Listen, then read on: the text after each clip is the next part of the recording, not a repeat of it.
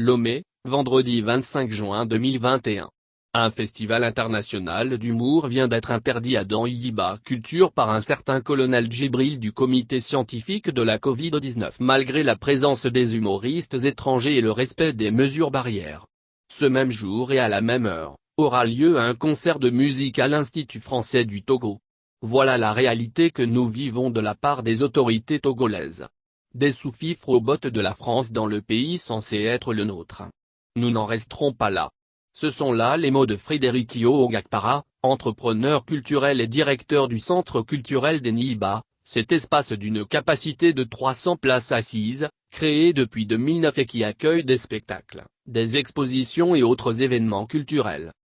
Son dépit vient du fait que les dirigeants togolais, qui soufflent le chaud et le froid depuis l'apparition de cette pandémie, deviennent forts avec les faibles, et faibles avec les forts.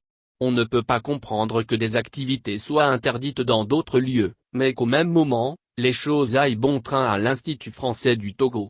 Il est vrai que dans ce centre culturel français, tous les spectacles se font dans le strict respect des gestes barrières, les places sont même limitées.